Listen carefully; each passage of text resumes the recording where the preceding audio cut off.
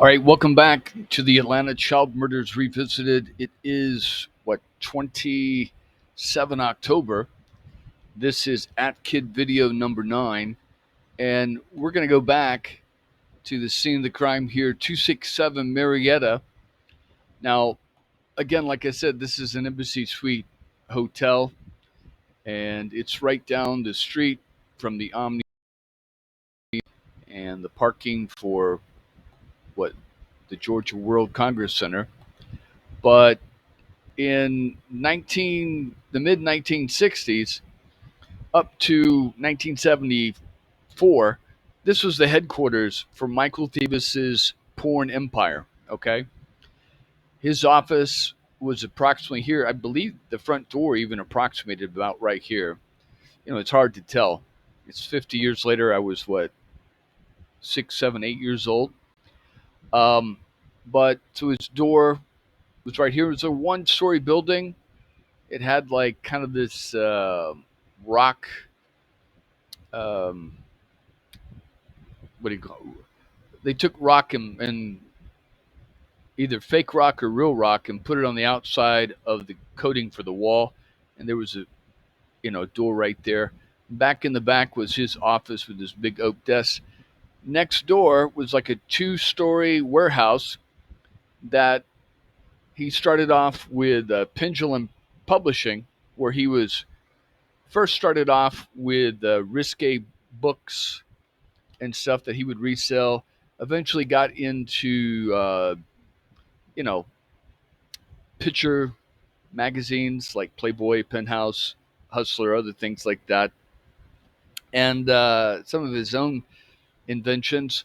And then eventually he got into 8 millimeter adult film that he would sell to other porn shops or take to his own porn shops. Eventually, they would get into videos after he went to prison there. Now, in about 1968, he came across this device.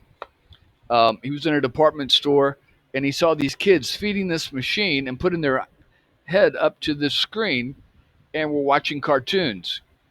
And it dawned on him that he could do the same thing with his adult films and put these in all the adult bookstores and then put them in for free and then run the meter and then come back and collect, you know, 50, 60% or whatever the money was put into the machines for the store owners, and it would make them a lot of money. And those machines actually became like 50, 60% of the business in all these porn shops and porn theaters.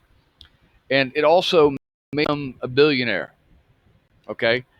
There, he, the guy who invented, had the trademark or copyright for that.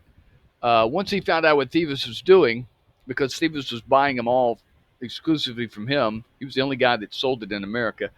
This guy stopped selling to Thevis. Matter of fact, even sued Thevis in court to get him to stop using his um, machines for pornography, and also that Thevis was copying because he didn't make enough. So he hired a guy by the name of Jap Hanna to manufacture more of those because the original manufacturer at first couldn't keep up and then stopped selling them to him.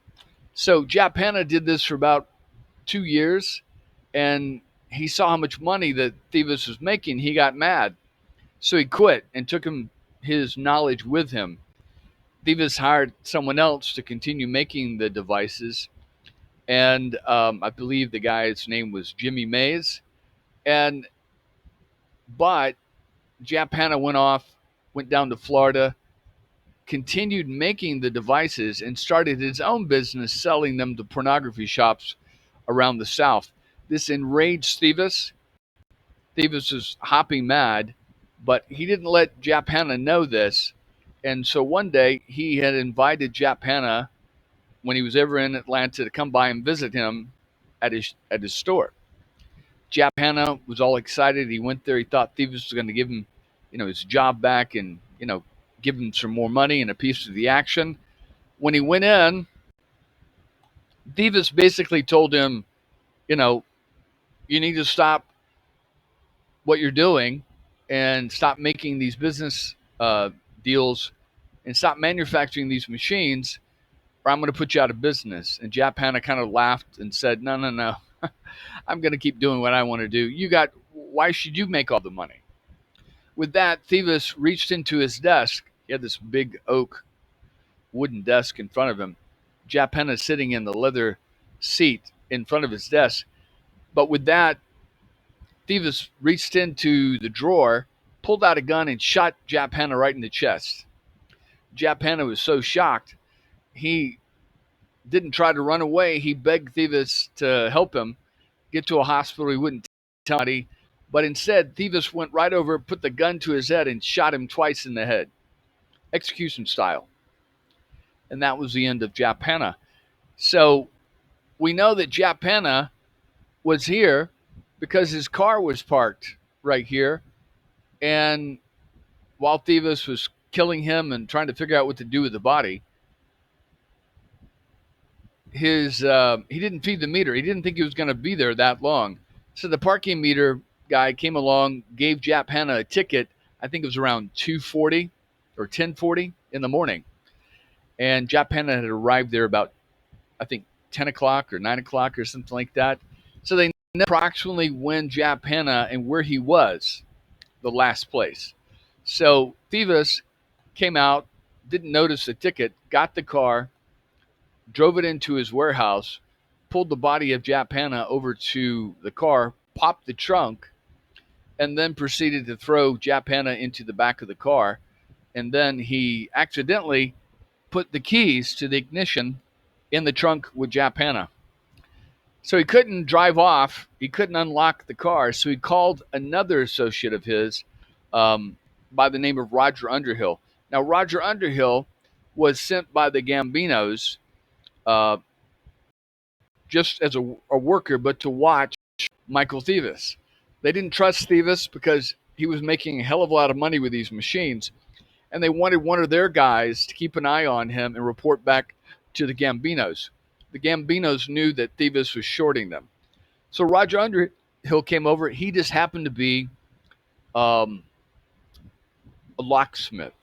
That's a creative word for a burglar.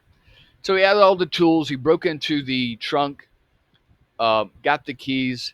They took the gun, they took the screwdriver, they melted everything down onto a piece of metal, and they took the metal and dropped it into the river. I don't know why they didn't put Japana's body in the river, but they put it in the river up near Riverview Drive in Atlanta. Then they took the body of Japana in his car down to the Hartsfield Atlanta Airport, dropped off the car there and just left it, and was found a few days later. Thieves hid behind his attorney, Eugene Smith, who gave all the news conferences. And there's a video I have of him saying that he really liked Japana. It's really unfortunate what happened to Japana. Thieves wasn't sure if he was going to get caught.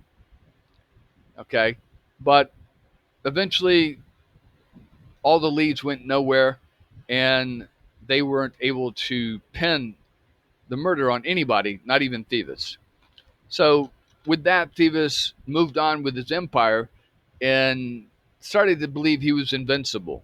Okay, he moved on with his porn empire. Meanwhile, the FBI had opened a file on him and was trying to pin him on interstate transportation of pornography across state lines. Now, Thieves delivered pornography. He got rich in the not only the little meter machines, but he also got rich in the distribution of pornography. The Gambinos basically gave him the license to distribute pornography all over the United States. Now, they said, it's been rumored that he controlled 90% of the pornography. He really didn't. He was just distributing 90% of the pornography in the United States. But what would happen, he'd have trucks. He had a studio that the Gambinos had given him out in Los Angeles that was producing a lot of porn.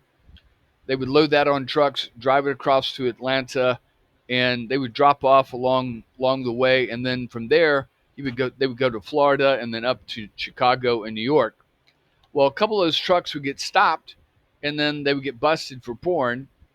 Um, and then Thieves was getting charged in Texas and Louisiana and in Florida for interstate transportation of pornography. So he was fighting this the whole way, um, thinking that he was invincible. Eventually, Eugene Smith bows out of the whole pornography thing, and Ed Garland steps forward and starts taking over the case.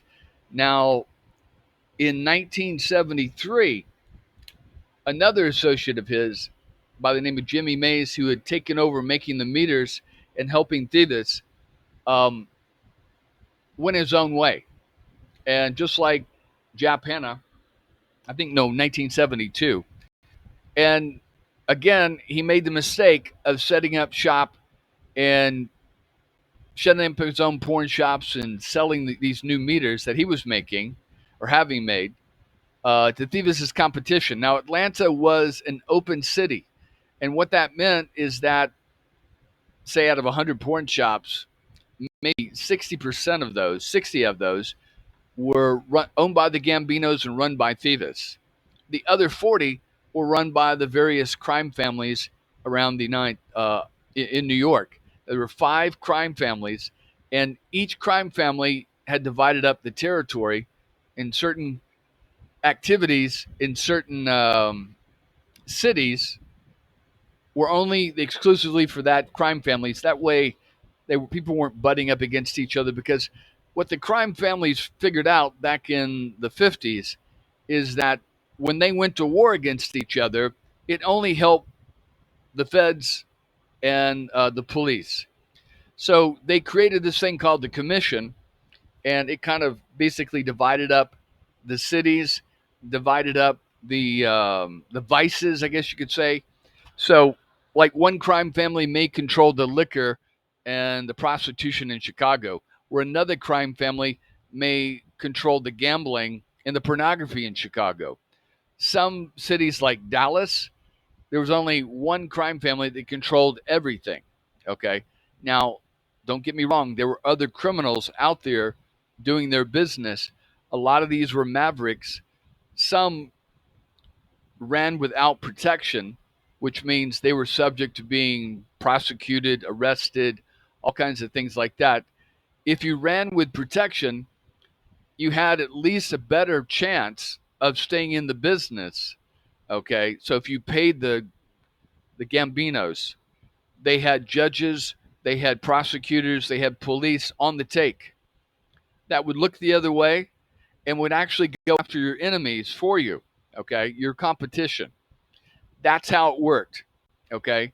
So Thieves, being very smart, he was Greek, he wasn't Italian, but he was a moneymaker for the Gambinos, and they let him stay in business as long as he paid um, his portion of his protection. Now, this is why they sent Roger Underhill, because they figured that Thieves, they had heard that Thieves was making a hell of a lot more money than he was reporting to them, and, was ripping them off. And I read about this in some FBI memos through informants, that the Gambinos were starting to get impatient with Thieves. He was still making them more money than anybody else in the country, in the pornography industry, but he wasn't reporting everything. So in 1973, Jimmy Mays went out to his van, parked off at 10th and Peach Street, got in the van, cranked it up, and it blew up and killed him right there. Body parts, car parts, van parts went everywhere. So, hold on one second.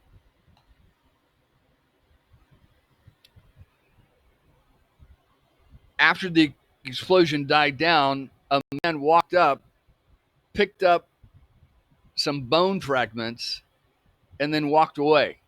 That man was Roger Underhill, the Gambino guy that they'd sent down to watch over Thieves and was working for Thieves now. I read in memos, and I tell you, this is very, very unnerving.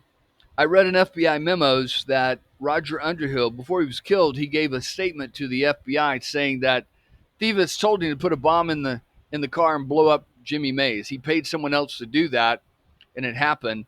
And he waited by the car because Thieves was under order, gave him orders to go pick up bone fragments and bring him back to him. When he brought him back to him, he gave Thieves the bone parts and asked him what he was going to do to it. And he said, I'm going to put it into glass and make a paperweight and set it on my desk so if anybody comes in, I can explain to them what would happen to them if they double crossed me. Now, that's pretty unnerving for me to read because in 1973, I'm sitting at Stevens' desk. I'm 7 years old, and my mom and Thieves are standing over to the side of Thieves' desk, and they're chatting, they're talking.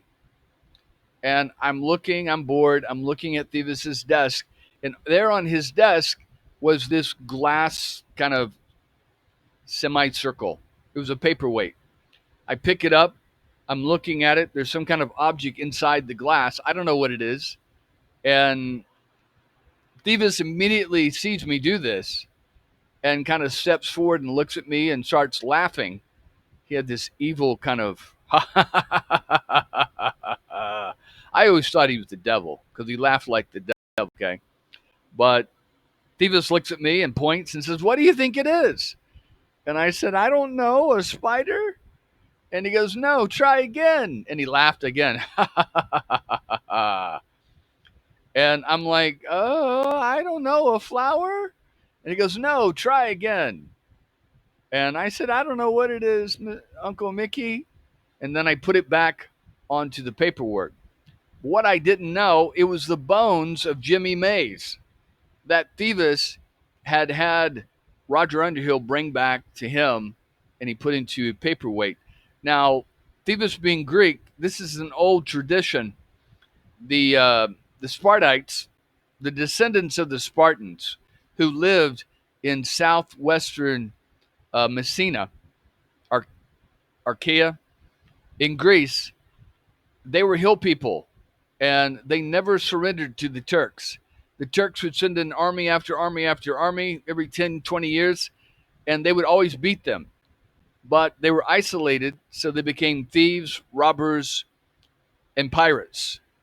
But one thing that they would do is once they beat the Turks, the dead bodies of the Turks, they would cut the ears off. They would cut the noses off. They would cut the heads off. And sometimes they would wear the ears as necklaces. Many times where the crest of the mountain was that delineated their territory from the Turks, they would go and put posts there and put the heads of the Turks as a warning to any Turks that would come into the area. This is what they faced. They were never able to defeat these people. And Michael Thieves, his parents, his grandparents, excuse me, were from that area. They were descendants of the Spartans, okay? The Spartans never died. They just moved into the hillside away from the Turks, and they fought on for hundreds of years. And you hear this word, they were called klept, okay? The kleptoks. And you hear this word, kleptomaniac and kleptocracy, and it means thief, okay? When you live in a country that's a kleptocracy, it's a nation of thieves. When you have someone who's a kleptomaniac, it's a person who steals all the time.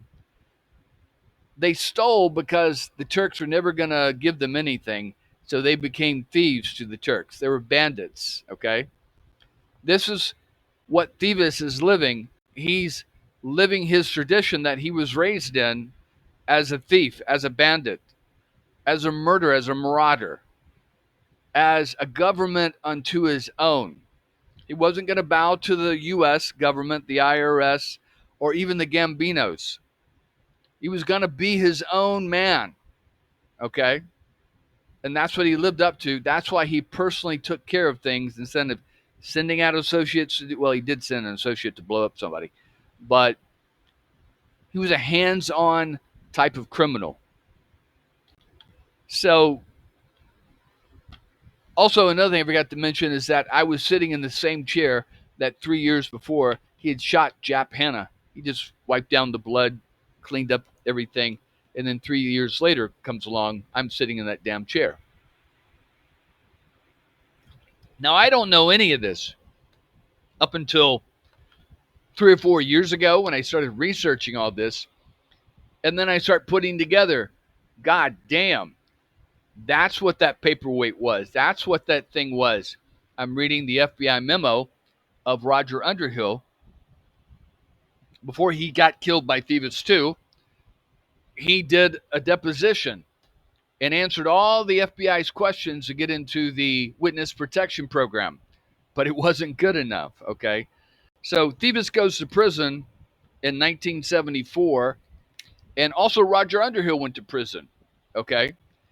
And Roger Underhill didn't want to be in prison, so about 1976, he starts talking to the feds. And he starts telling them, well, this and that and that and this about Thieves.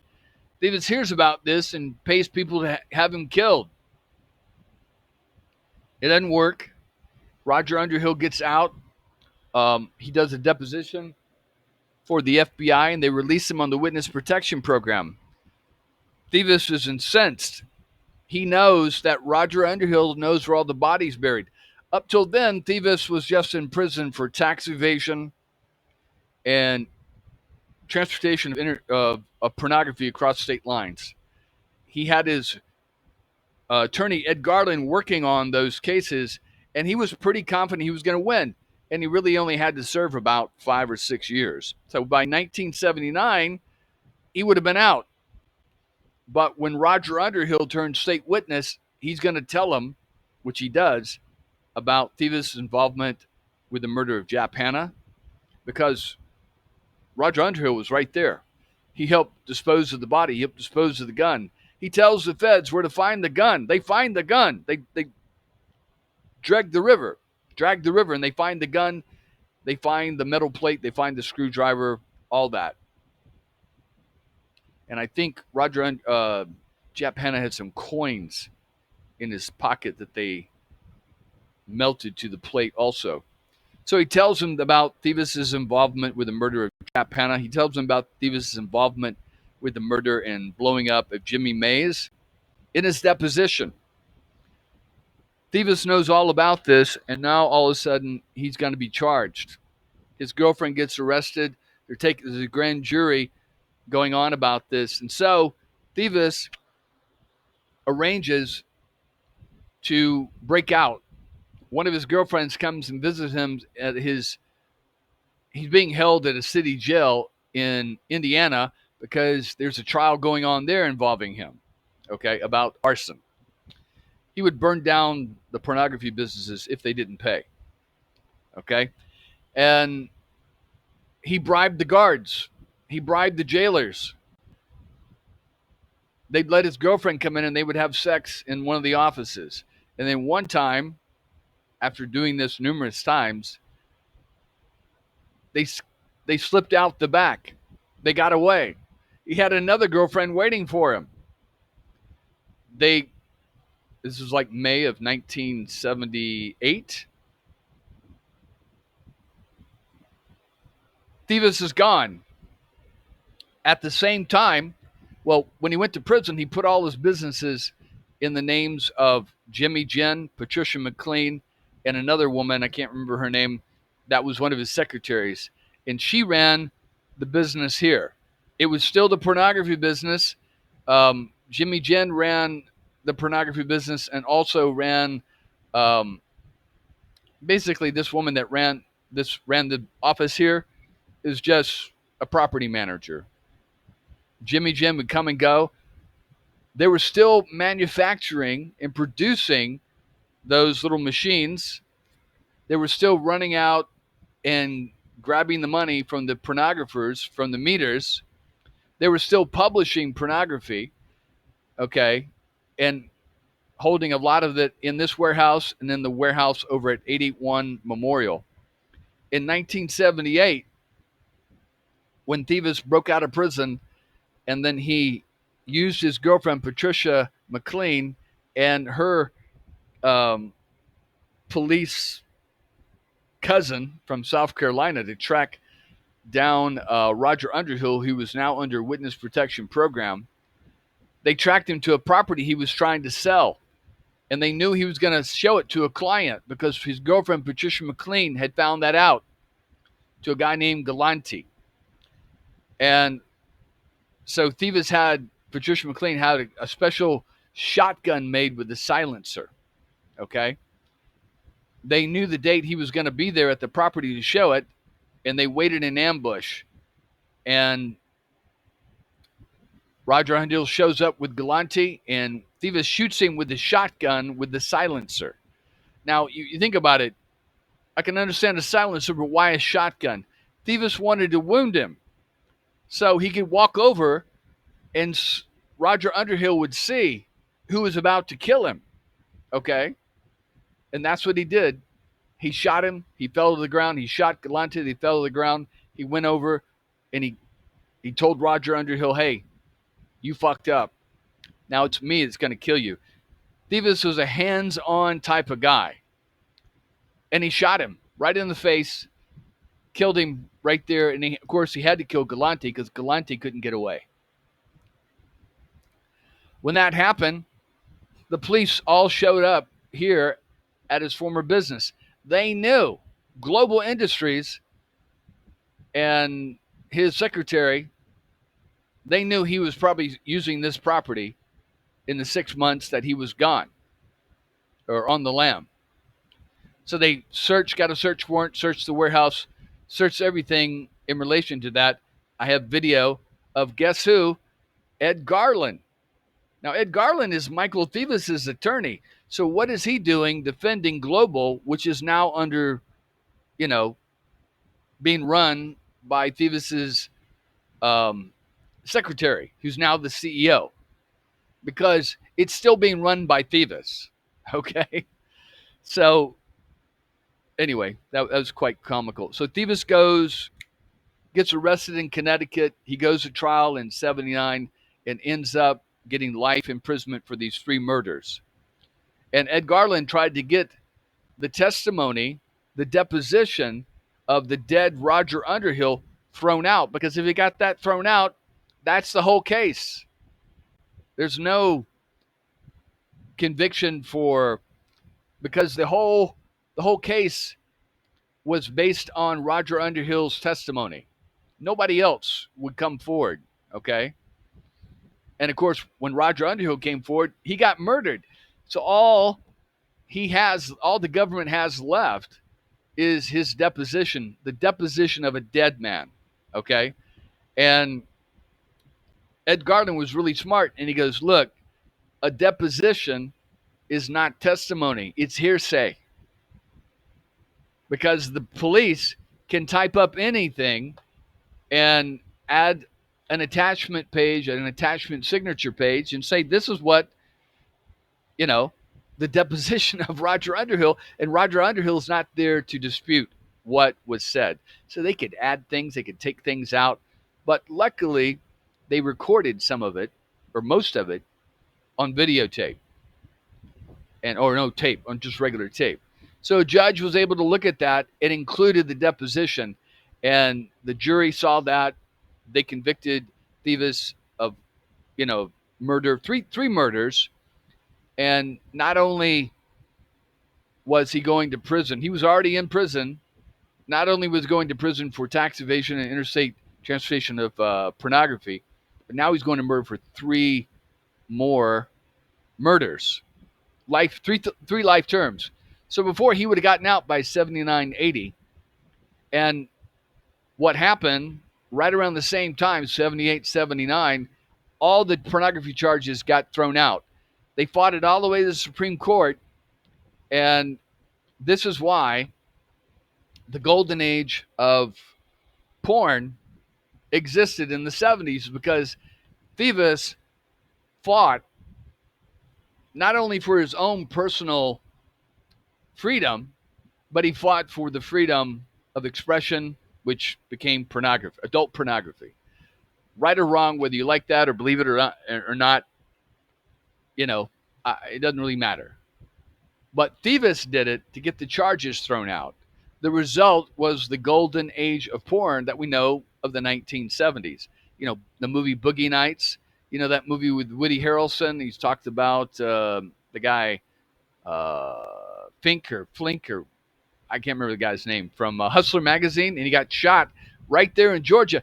Matter of fact, the month that at the same, like 2 weeks before, God,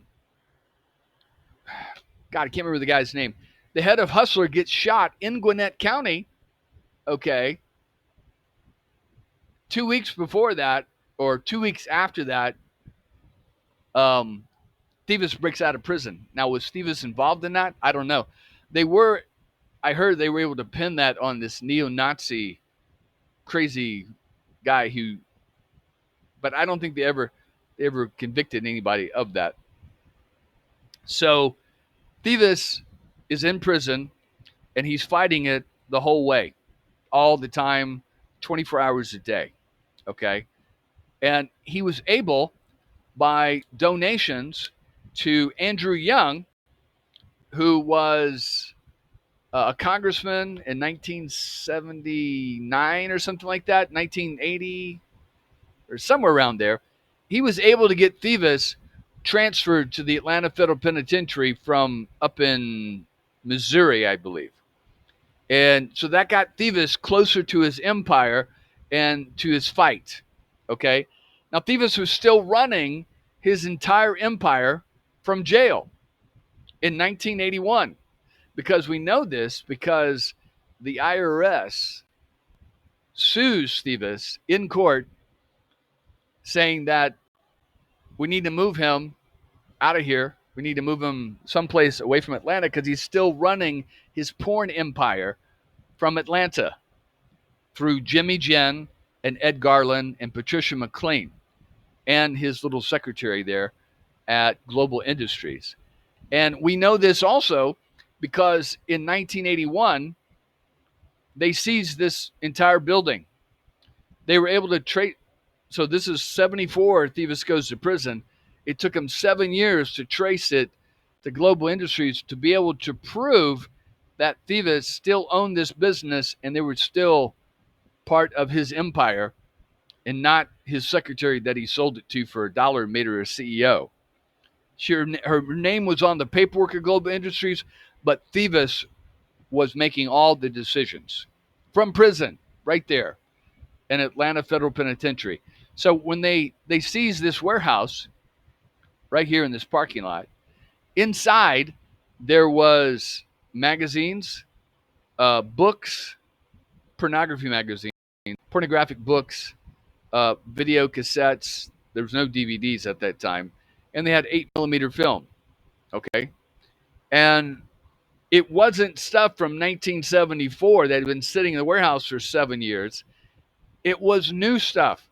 So the old stuff had been sold out, and they were continuing the business while Thieves was in prison. Now, why would you do that? Because that was the orders from Thieves.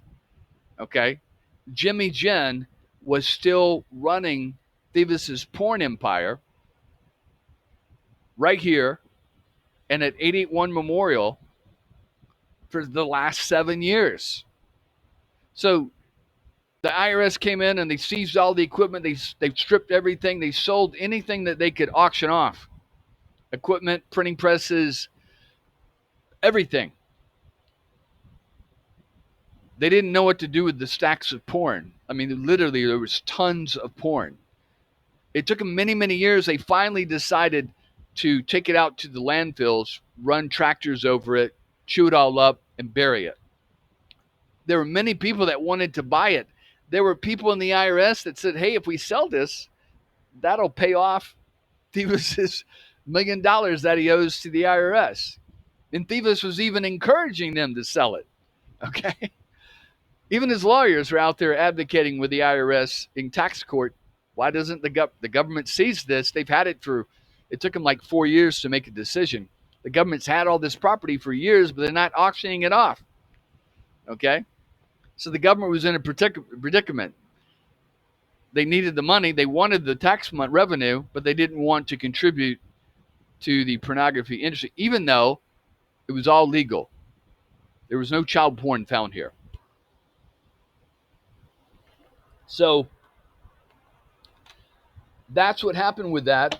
And then later on, like in April, the studio, the music studio, Sound Pit gets seized also. They auction that off. But Thivas eventually, a year or two later, gets moved up to an underground prison. Now, they say, the government said they didn't build this prison just for Thivas, but he was literally the only tenant for many years. Okay. And it was a brand new prison they built underground, and they put him in it. They wanted to get him away from his empire, from his contacts, from the Gambinos, from Jimmy Jen, all this. Okay. And there you go. So that is 267.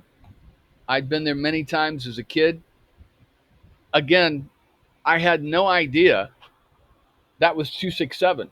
I had no idea that was Thivas's porn empire. All I remember was it was Uncle Mickey's office. That's all I know. We would park, you know, um, Uncle Mickey would have his driver park the car, drive in here and park there. And there were like little parking spots here. And we would go inside. I had no idea that Jap Hanna had been shot in the same chair that I was sitting in. I had no idea that the little glass half, I don't know, hemisphere that I was holding on to was the bones of Jimmy Mays that he had blown up. Had no idea. So that was my world. And I tell you, it's been an education the last 4 or 5 years to, when you're a kid, you see certain things, but you don't know everything. Okay? Because it's not your world. But then when you grow up, you connect A to B to C to D, and then goddamn, that's what all that was about. So eventually they tear down Thivas's building. They build this hotel. I don't know if this hotel existed back at the time of this was Olympic Park.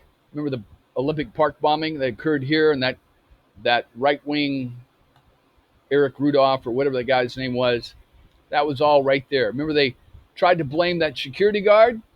Remember he found the device and tried to get everybody out of there, and they tried to blame it on him, saying he set the device and tried to make himself out to be a hero. And they raided his house, and the poor guy nearly had a heart attack. But he was innocent. It was this other guy. And Eric Rudolph came back to Atlanta. He set off a bomb at a lesbian club over there off of Piedmont and Lindbergh and blew that up. He set off another bomb at an abortion clinic up in Sandy Springs. And then when the police and the reporters arrived, 10 minutes later, another bomb went off in a dumpster, a secondary bomb, to kill the first responders. But nobody was killed with that, thank God. He did blow up another abortion clinic and killed a security guard in Alabama. And someone got a tag number, and they traced it to him in North Carolina. When they went to get him, he fled to the woods, and he was living in the mountains there for many years before they finally caught him. But that was Eric Rudolph. He was a white supremacist. But so that's Olympic Park. And right here is Lucky Street. Is it Lucky? Yeah. Right here is Lucky Street. And then I believe this building right there, that was the Falcon Hotel where Nathaniel Cater had been staying. He had fled because Jimmy Ray Payne got killed and all these other adults got killed. And he knew something was going on. He just didn't know it was Wayne Williams that was killing everybody, which doesn't make any sense, because if you're helping him find other kids and helping them kill him, you're filming them and killing them. Don't you think he's going to come after you? So that's what happened. He was staying here and he was scared. His roommate said he was scared, and eventually Wayne Williams finds him, and they go down to the Roxy. And then that night, Wayne Williams brought him back to his place, strangled him on his bed, dumped his body off that James Jackson Bridge, and that's where the police caught him. And that's how you got Wayne Williams.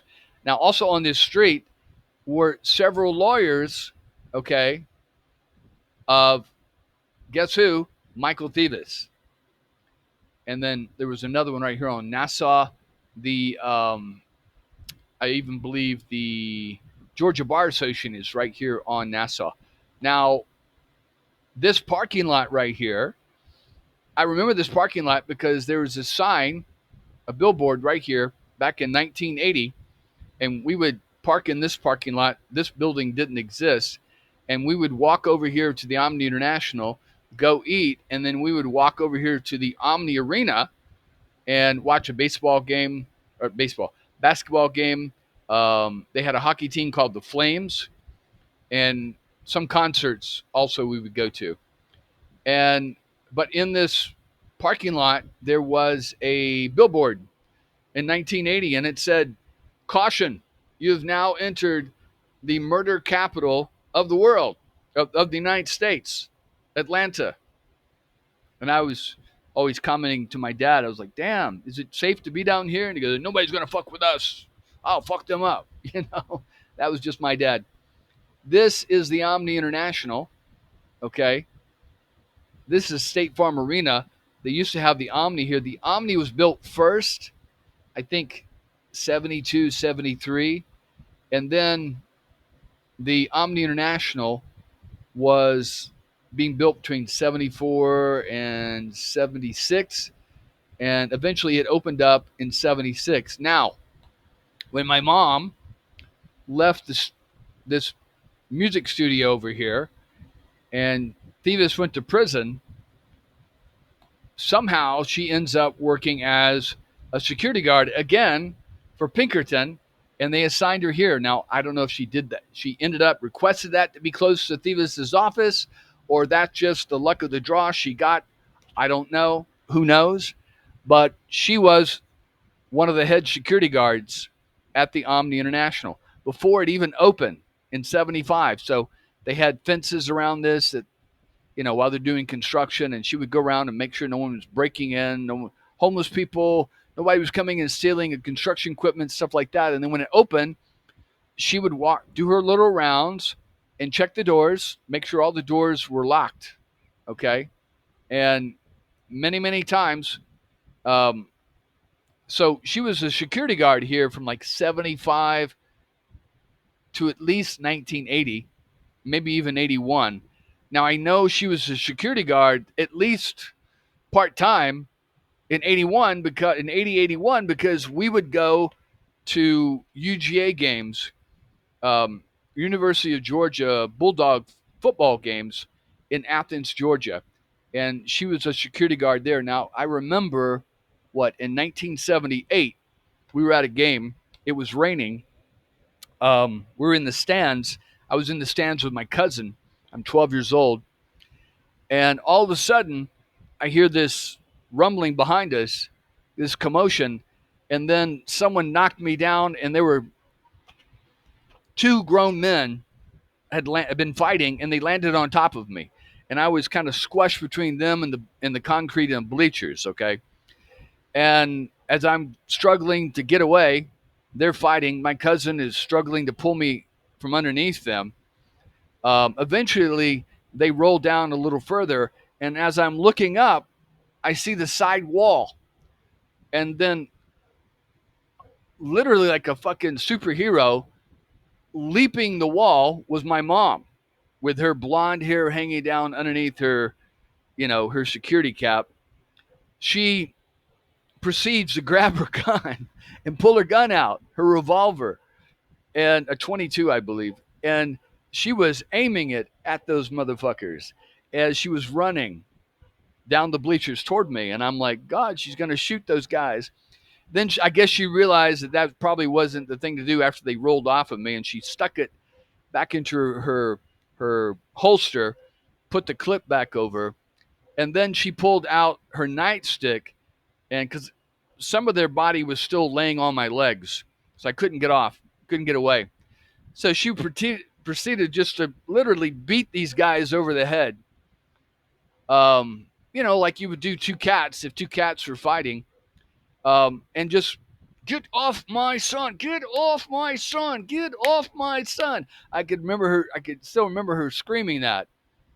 Get your ass off my son. She's sitting there poking them and hitting them over the head. And then I'm laughing, kind of laughing at that because I never seen my mom so fucking angry. And I was kind of proud because, damn, my mom's one badass. And then other security guards are coming and police are coming and they're pulling them off. And my cousin's pulling me away from that. And I look up and the two wives were up there with their umbrellas and they were fighting and they were completely drenched. They were hitting each other with umbrellas. And of course, police came and arrested them. And it was the craziest thing I'd ever seen. I'd never seen adults fighting like that, because in my world, adults were responsible and only kids and, criminals were fighting. But here we are, two just average, middle class drunk football fans fighting. And it had something to do with the umbrellas and shit.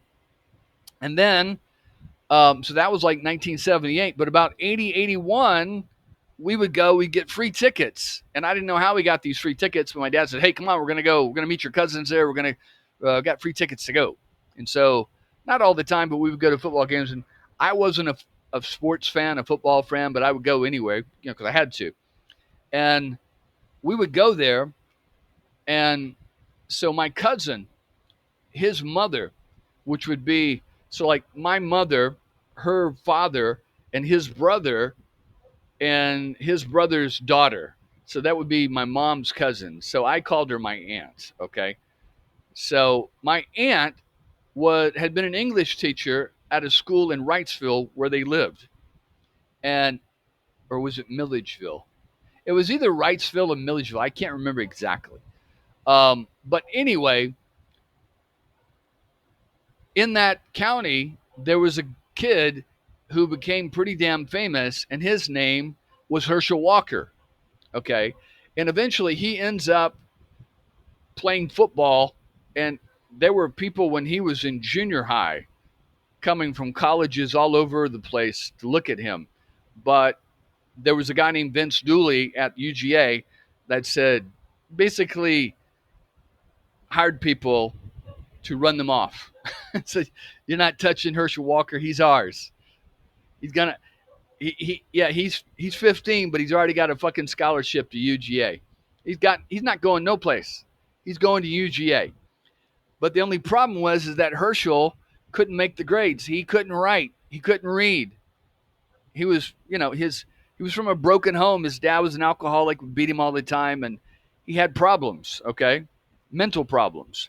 And so they hired my aunt, who eventually retired. I think she retired just to teach Herschel Walker. And she would tutor him and help him write, help him read. She never wrote his papers. She never, she would tutor him and help him.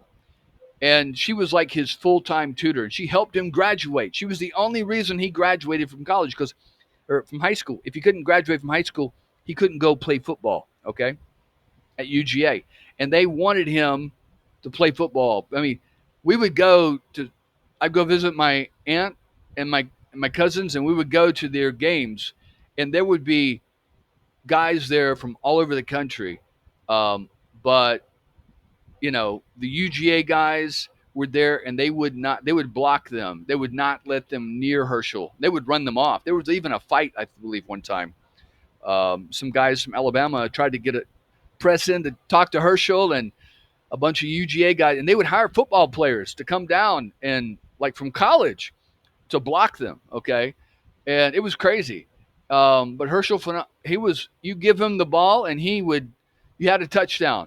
If Herschel got that ball, there was a guaranteed touchdown. Okay. So Vince Dooley wanted him bad. And when he got accepted at college there, they brought my aunt up. She'd come up 2 or 3 times a week to help Herschel Walker with his schoolwork. And then we would get these free tickets and we would go there and we would go, I hated football. I hated sports. My dad was just, my dad's like, oh my God, we're gonna meet Vince Dooley. My dad, it was the only time this tough man turned into like a blithering girl. He would just be like, it's Vince Dooley, like that, and he knew all the guys. That was his life, okay? And I could care less. And he was always disappointed in me about that. But hey, it is what it is.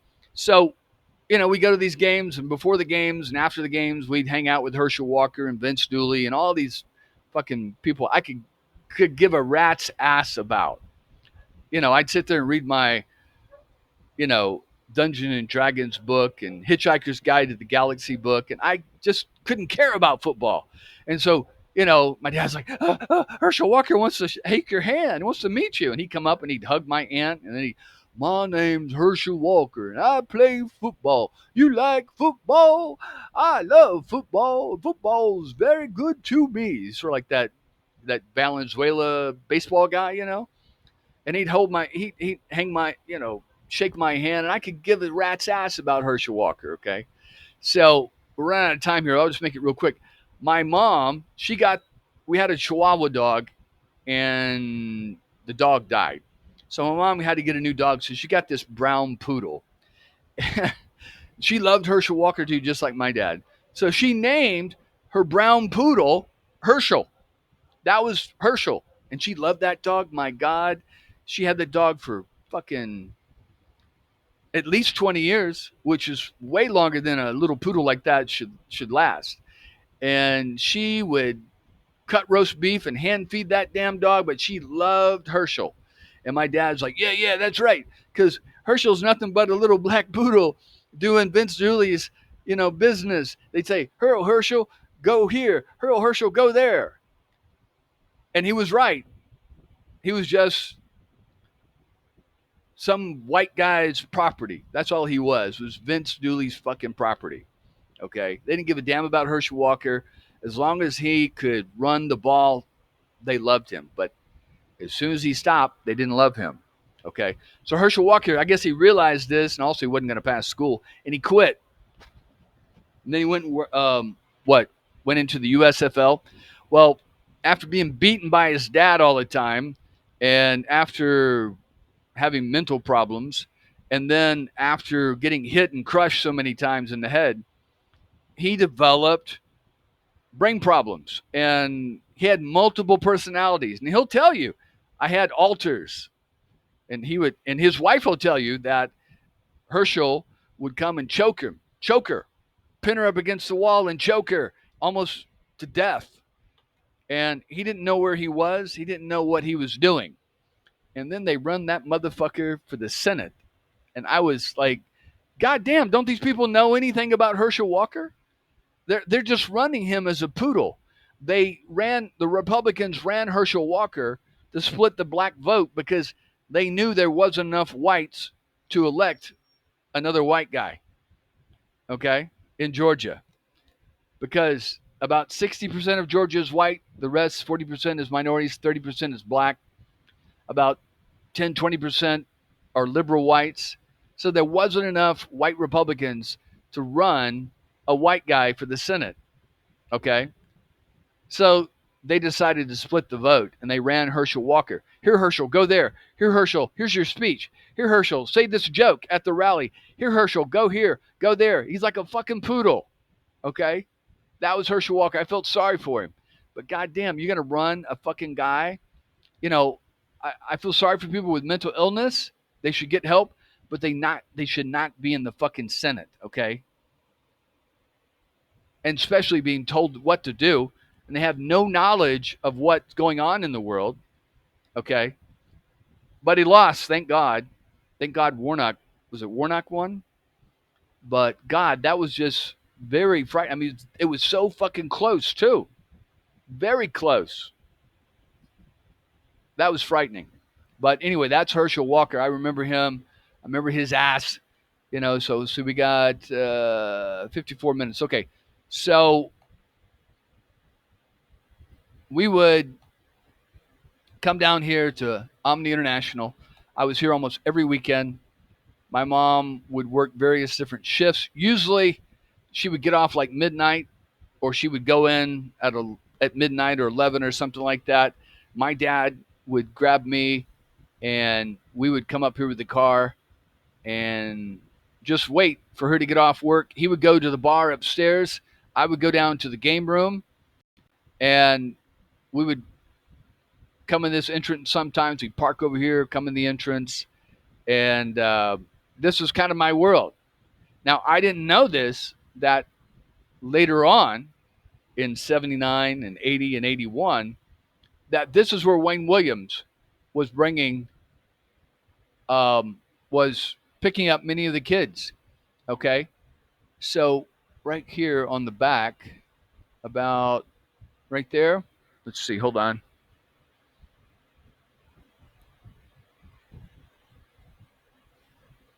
So either right there or right there. I think it's right here. Now it looks like they're redoing this, but there used to be an entrance right here. God, it looks different. I want to say,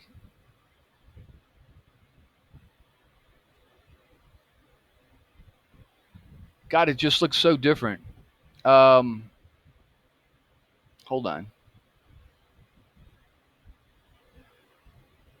Anyway, somewhere in here, there was a back entrance, and right next to it was a McDonald's. And then right next to the McDonald's was the game room.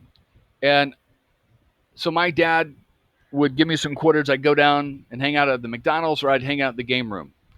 And that game room is where a lot of the kids, Patrick Baltazar, many of the kids would go and hang out.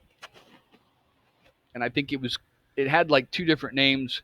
One time it was the gold mine, I believe, and it was something else before that. But we would go down here, and I would be waiting for my mom. A lot of times, they would close up about 9 o'clock, and so that guy in the game room would let me stay in there and play while he was cleaning, wiping down things, vacuuming, and I would stay in the game room. Now, I never remember Wayne Williams. I never remember any of the victims that were there because, it wasn't in my world. Okay. But that was my world from 76 to about 1980, 81. Seems after that, I didn't go down here very much. We usually went up to Lenox about 1980, 81 is when that started coming about. But we would go here to pick up my mom. And like I said, she would go around, she'd check all the doors outside. And then when she got off work, she would come down and get me. Now, that game room would close up, and he'd be done by 10. They'd kick me out. He'd pull the gate down. I'd go either upstairs to the bar where my dad was at, or I would go to the McDonald's and hang out there until my mom came and got me, and then we would go home. And that was my world. And we're going to continue with this on the next video, but it's frightening to read about the Atlanta child murders and how Patrick Baltazar came in that same door, probably played in the same game room. Jimmy Ray Payne came over here to sell coins the day he disappeared. Many of the victims hung out here. And this, I'm sure, Wayne Williams was in that game room, in the Omni, stalking his victims, grooming his victims. He probably took him in the McDonald's and bought him a burger or some fries or a Coke. Probably took him in that game room and let him play some games. So that was me. That was my world. I was rubbing shoulders with evil and rubbing shoulders with all this and had no idea, as usual. All right, so we'll pick it up next time and we'll keep moving forward and we'll keep going.